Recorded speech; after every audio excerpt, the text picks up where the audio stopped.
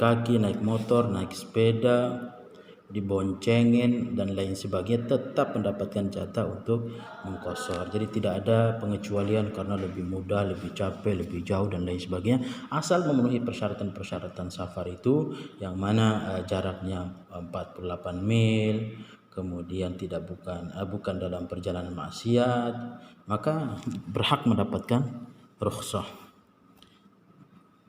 Kemudian yang B adalah sholat jamak. Hukumnya adalah jamak menggabungkan dua sholat adalah rukhsah atau dispensasi, keringanan yang hukumnya boleh-boleh saja dilakukan. Namun menjamak dua sholat siang, duhur dan asar di Arafah pada hari Arafah, dan menjamak dua sholat malam, maghrib dan isya pada malam di hari Arafah atau di tanggal 10, malam tanggal 10 di Muzdalifah, hukumnya sunnah yang wajib dikerjakan. Jadi dikerjakan ya, prosesnya dijamak gitu. Jadi duhur dan asar dilaksanakan dengan 1 kali adzan dan 2 kali iqamah masing-masing di sebelum sholat duhur dan asar. Kemudian jamak takhir di Muzdalifah.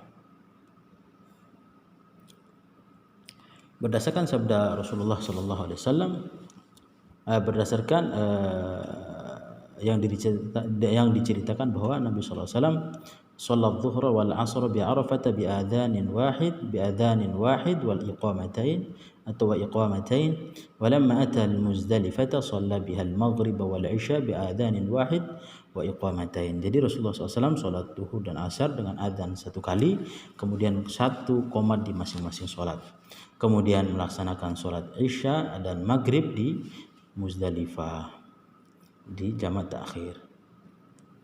Gimana sih tata caranya? Seorang musafir menjamak dengan cara sholat duhur dan asar di waktu yang sama. Jadi kalau mau jamak takdim, maka sholat duhur dan asar di waktu duhur atau di awal waktu duhur. Kemudian sholat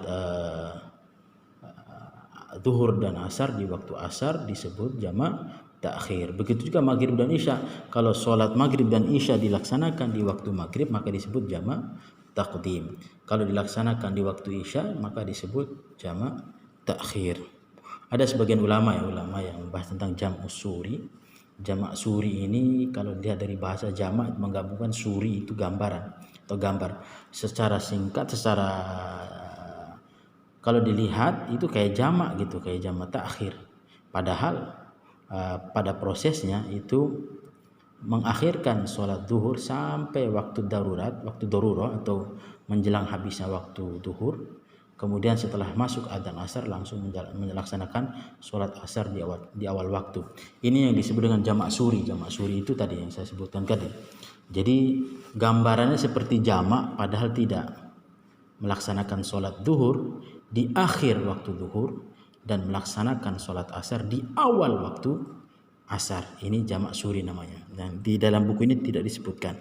Tapi biasanya kalau dipelajari secara terperinci di beberapa kitab-kitab fikih biasa dibahas tentang jamak suri.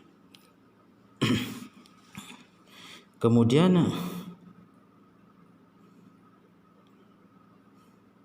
begitu pula dibolehkan bagi penduduk di suatu daerah untuk menjamak sholatnya dan sholat maghrib dan isya di saat turun hujan deras. Jadi boleh bagi orang yang tidak bersafar untuk menjamak sholatnya karena ada sebab matar atau hujan, sholat maghrib dan isya, atau mungkin gelap, atau mungkin angin yang kencang sehingga menyusahkan para orang yang sholat berjamaah untuk berangkat atau balik dari masjid, sehingga diperbolehkan untuk menjamak sholatnya.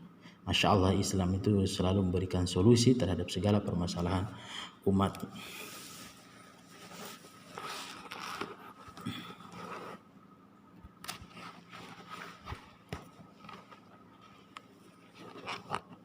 Begitu pula orang yang sakit, teman-teman, orang yang sakit keras atau mungkin sekarang ya lagi sedang kita hadapi di pandemi ini, orang-orang banyak yang sakit, kemudian kesusahan untuk melakukan kontak dengan manusia, atau mungkin bagian kesehatan nakes, itu yang kita sebut nakes, itu kesusahan melepas baju yang melindungi mereka dari terkontaminasi langsung dengan para pasien. Itu membuat mereka kesusahan dalam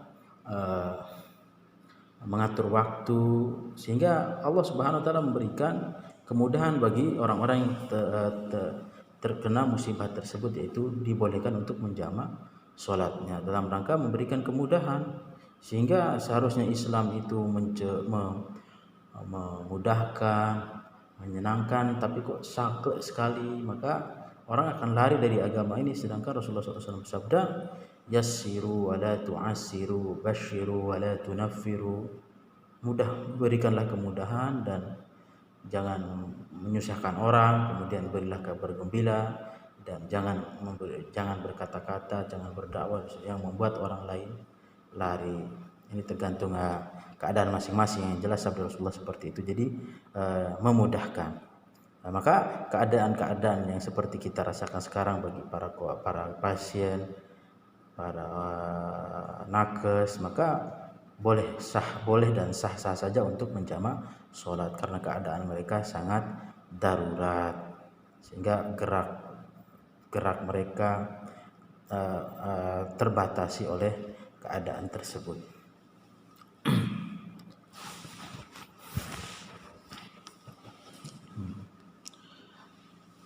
Apabila orang yang sakit tidak mampu berdiri walaupun dengan bersandar, maka dia sholat sambil duduk. Seandainya dia tidak mampu duduk, maka dia sholat sambil berbaring.